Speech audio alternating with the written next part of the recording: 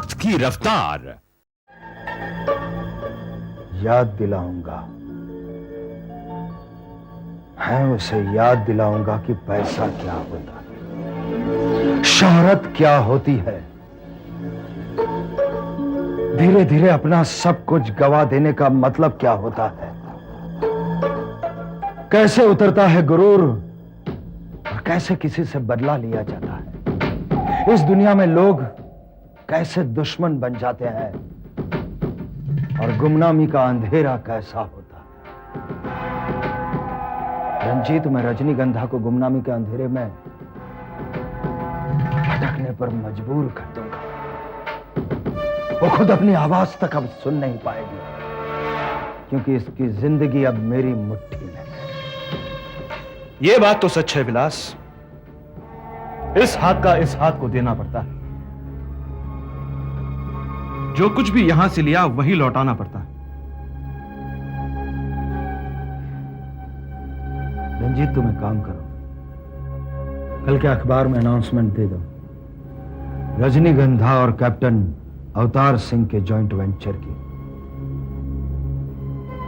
फिर दुनिया को सरेआम तमाशा देखने दो। दुनिया तो तमाशा देखेगी विलास। विलास, तुम्हें यह याद है कि रजनीगंधा ने तुम्हारी जिंदगी छीन ली, लेकिन इस बात को कभी मत भूलना कि सिद्धि देवी ने तुम्हें तुम्हारी जिंदगी वापस लौटा दी। कभी मत भूलना। नहीं रंजीत, मैं अपने दुश्मनों को कभी नहीं भूलता हूं, और वैसे ही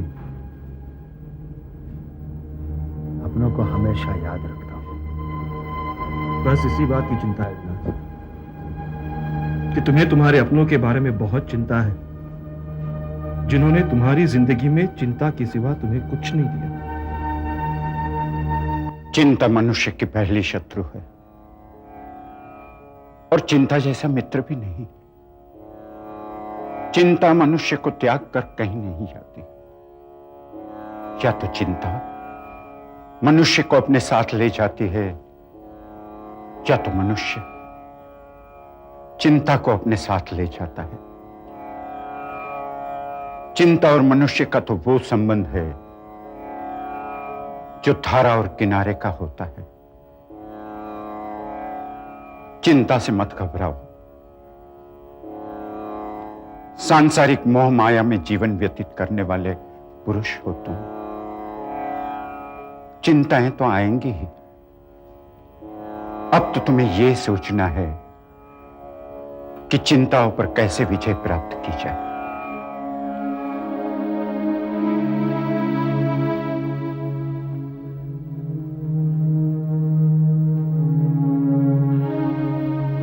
स्वामी जी, मैं किसी भी मुश्किल का सामना करने के लिए तैयार हूं, लेकिन पिछले कुछ सालों से इस घर में जो हादसों पर हादसे हो रहे हैं, उनका कोई उपाय है कि नहीं? परिश्रम, केवल परिश्रम ही उपाय है। मनुष्य के हाथ में परिश्रम और सहन शक्ति के अलावा कुछ नहीं होता। तुमने अपने परिश्रम से इतना बड़ा साम्राज्य निर्माण किया, किंतु तुम्हारे परिश्रम का अंत नहीं हुआ। तुम्हारे दो पुत्र हैं, एक भतीजा है, सभी दीर्घायु और पराक्रमी हैं, किंतु उनके पराक्रम तुम्हारे साम्राज्य को बढ़ाने की बजाय उसके टुकड़े करने के काम आ रहा है। ये नियति है, तीसरी शक्ति का आदेश है और कुछ नहीं। तीसरी शक्ति का आदेश मैं भी मानता हूं स्वामी जी, लेकिन क्या कभी ऐसा वक्त आएगा जब मैं अपनी आंखें मूंद के शांति महसूस कर सकूं? अवश्य आएगा। तुम्हें उसकी प्रतीक्षा करनी होगी, किंतु जहां तुम शांति का एहसास करोगे, तुम्हारे वंशज पीड़ा और परेशानियों से व्याकुल होंगे। ये कैसे हो सकता है? योगेश और विलास तड़पते रहे और मैं नहीं स्वामी जी, ऐसी शांति मुझे नहीं चाहिए। विजय, मारने वाले से बचाने वाला श्रेष्ठ होता है। जो कठिनाइयों का निर्माता है वही राह दिखाने वाला भी है। शरद ऋतु में पत्ते झड़ जाते हैं तो बसंत ऋतु बहारें देता है। ग्रीष्म वैशाख कड़ी धूप देता है तो आषाढ़ धुआंधार बारिश भी देता है। यही तो सृष्टि का नियम है। सृष्टि के नियमों को मैं मानता हूं स्वामी जी, पर ऐसे हालात में जब निकिता परेशान है और नया वारिस आने वाला है तो। विजय, मैं समझ गया तुम क्या कहना चाहते हो, इसीलिए तो मैंने कहा कि मारने वाले से बचाने वाला श्रेष्ठ होता है। मैं तुम्हें एक दृष्टांत देता हूं। महाभारत के युद्ध के बाद अर्जुन और कृष्ण रणभूमि कुरुक्षेत्र में चल रहे थे। चारों ओर आतंक की छाया थी। लाखों सैनिकों के शव, अश्व और हाथियों के शव, टूटे हुए रथ, अस्त्र शस्त्र बिखरे पड़े थे। तब अर्जुन ने कहा, इस घनघोर युद्ध में किसी का भी बचना कठिन था। तो माधव ने कहा कि मारने वाले से बचाने वाली सृष्टि की तीसरी शक्ति याद करो। उन्होंने वहां पर एक बड़े घंट को उठाया। उसके नीचे चिड़िया के 3 बच्चे जीवित थे। संपूर्ण युद्ध हुआ, लेकिन इन बच्चों को आज तक नहीं आई। विजय, आने वाले बालक को कुछ नहीं होगा। ये सब आपकी कृपा है स्वामी जी। अगर कुछ हो जाता तो बाई ये सदमा बर्दाश्त न कर पाती। विजय, बालक नैसर्गिक अवस्था में सुरक्षित जन्म लेगा, किंतु उसके पश्चात। उसके बाद क्या होगा? तुम जानते हो, मैं तुम्हें पहले भी बता चुका हूं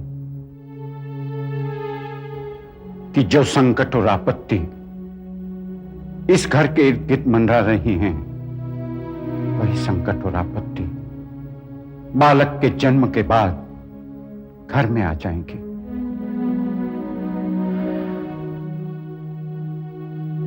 पता नहीं तकदीर में और क्या क्या लिखा है। भविष्य में जो लिखा है वही मैं बता रहा हूं। अब मुझे आज्ञा दो। अरे हां, एक बात बताना भूल गया मैं। कल जब बा और निकिता घर पहुंचे तो पश्चिमी द्वार खुला रखना। कल? हां, कल वो आएंगे। लेकिन ऐसा हो नहीं सकता स्वामी जी, डॉक्टर की इजाजत नहीं है, और अगर वो आ रहे होते तो बा मुझे फोन जरूर करती। मेरा कहना अटल है। कल के दिन दूसरे प्रहर जब नक्षत्र बदलेगा वो यहां पहुंचेंगे। आयुष्मान भव।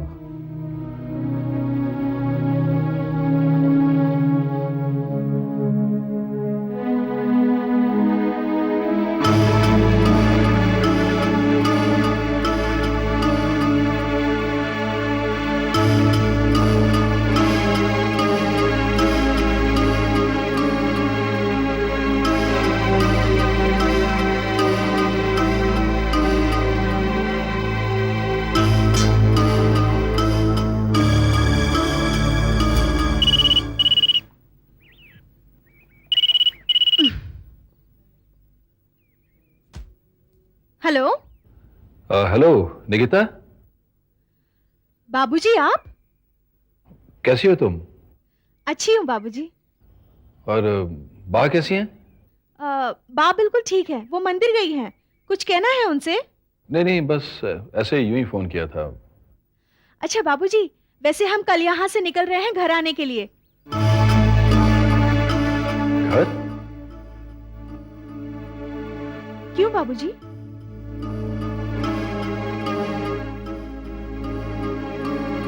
बाबूजी, बाबूजी।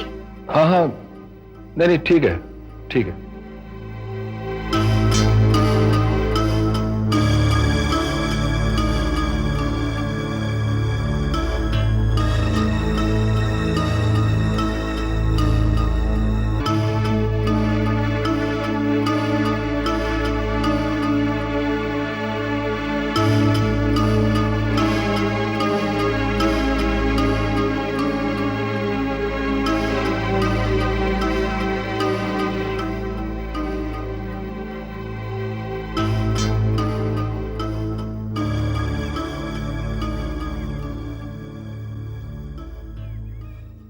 हेलो योगेश। हाँ निकिता, कैसी हो तुम? अच्छी हूँ योगेश, कल हम लोग लौट रहे हैं। सच? क्या कह रही हो? हाँ योगेश, डॉक्टर अय्यर ने मुझे परमिशन दे दी है। बा और दिशा कल कन्याकुमारी जाएंगे और भैया और मैं एक साथ कल वहां पहुंच जाएंगे। ठीक है। योगेश, बाबूजी का अभी अभी फोन आया था। अच्छा, क्या कह रहे थे? मुझे कुछ समझ में नहीं आया, काफी परेशान लग रहे थे। परेशान? क्या हुआ? क्या बात है? ऐसी तो कोई बात नहीं। फिर उनकी आवाज ऐसी क्यों लग रही थी? उन्होंने ज्यादा बात भी नहीं की, बस फोन रख दिया। ठीक है, तुम फिक्र मत करो, मैं देखता हूँ क्या है। अच्छा योगेश, कल मिलेंगे। बहुत याद आ रही है आपकी। मुझे भी। Bye. Bye.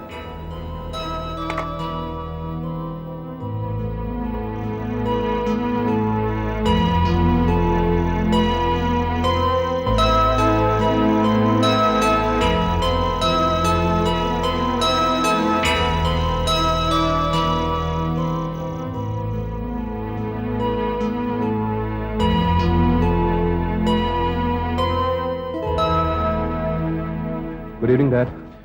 Good evening.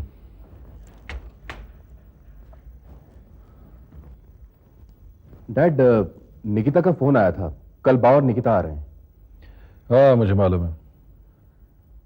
Dad, आप कुछ परेशान लग रहे हैं। नहीं नहीं, कोई परेशानी नहीं। निकिता का फोन आया था? निकिता को मैंने फोन किया था। वो कह रही थी कि आप कुछ डिस्टर्ब लग रहे थे, आपने ठीक से बात भी नहीं की। कल कितने बजे आ रहे हैं वो लोग? कल दोपहर की फ्लाइट से आ रहे हैं। ठीक है, तुम उन्हें लेने एयरपोर्ट चले जाना। Okay dad.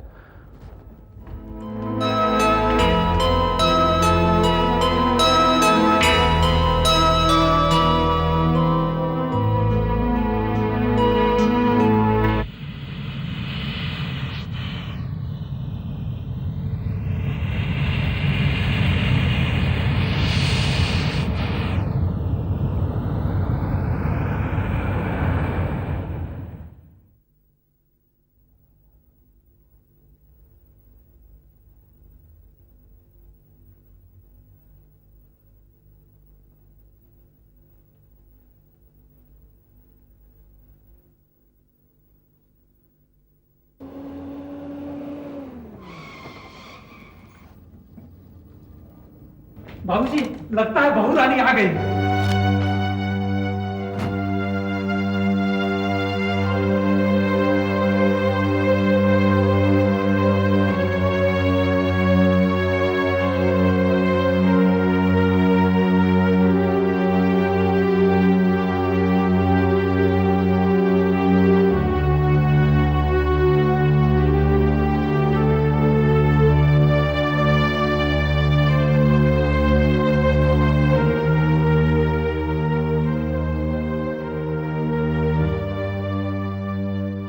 नमस्ते विजयराज जी, कैसे हैं आप? मैं ठीक हूं।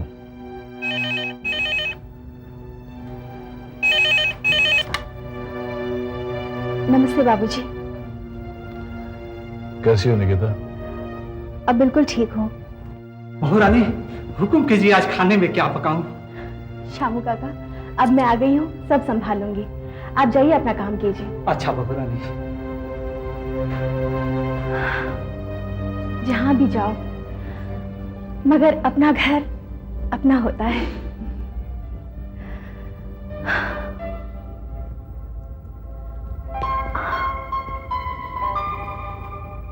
अपने घर से ज्यादा सुख और कहीं भी नहीं। मैं तो उब गई ऊटी में। लेकिन निकिता, तुम्हें तो डॉक्टर ने मना किया था ना? हाँ बाबूजी, पहले डॉक्टर यही कह रहे थे कि इस हालत में सफर करना खतरनाक हो सकता है। फिर डॉक्टर अय्यर ने सारी जांच पड़ताल करने के बाद ये कहा कि सिचुएशन नॉर्मल है, डरने की कोई बात नहीं। और फिर बा भी तो कह रही थी कि यहाँ पराया मुल्क है, पराए लोग हैं, क्यों ना अपने घर लौट जाएं? यहाँ सारी सुविधाएं भी तो हैं। योगेश, मैंने ठीक ही किया ना? हाँ निकिता, तुमने बिल्कुल ठीक किया। और फिर बा एक्सीडेंट के बाद बहुत डर गई थी, क्यों खामखा मुश्किलों को इनवाइट करें। निकिता आओ, तुम्हें आराम की सख्त जरूरत है, कमरे में चल।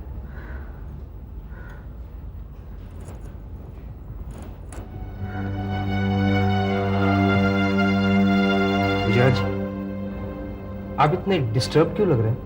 नहीं नहीं, कुछ नहीं, मैं ठीक हूँ एकदम। एक बात पूछूं? पूछो। निकिता का यहाँ आना आपको अच्छा नहीं लगा? ये कैसी बातें कर रहे हो तुम? तो अभी यही हो ना? तुम बैठो, मैं भी आता हूँ।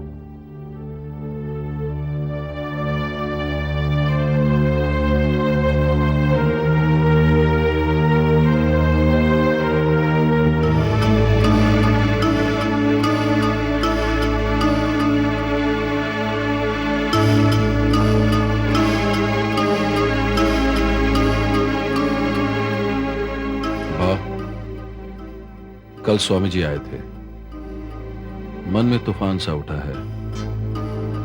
अब नए सिरे से दुख नहीं, बस पुराने जख्म ताजा होते हैं।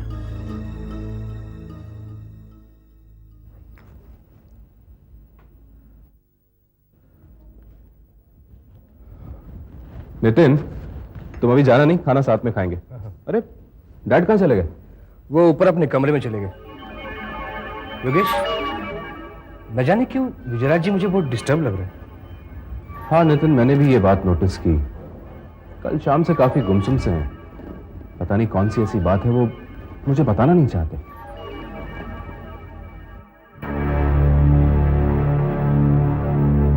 तुम पूछोगी, कुछ तो अलग बताया होगा स्वामी जी ने, कुछ तो उपाय बताया होगा। मगर बा, मुझे एक ही बात समझ में आई कि आने वाला वारिस हमारे सबकी इंतहा देखेगा, और अब हमें सिर्फ सहते जाना है।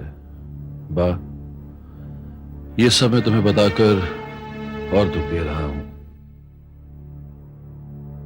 शायद आने वाले हादसों को सहने के लिए अपना मन कड़ा करने में ये मेरा कहना हमारे काम आए।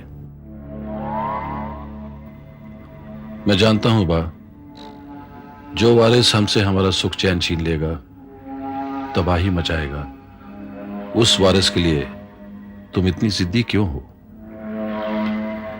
क्योंकि तुम जीवन के चढ़ावों उतारों को मानती हो। दुख तो आते ही हैं, मगर दुखों के डर से कोई जीना नहीं छोड़ देता। जिस तूफान की आहट सुन रहा हूं, उस तूफान को रोकने के लिए तुम तो भगवान की शरण में चली गई हो। मैं किसकी शरण लूं?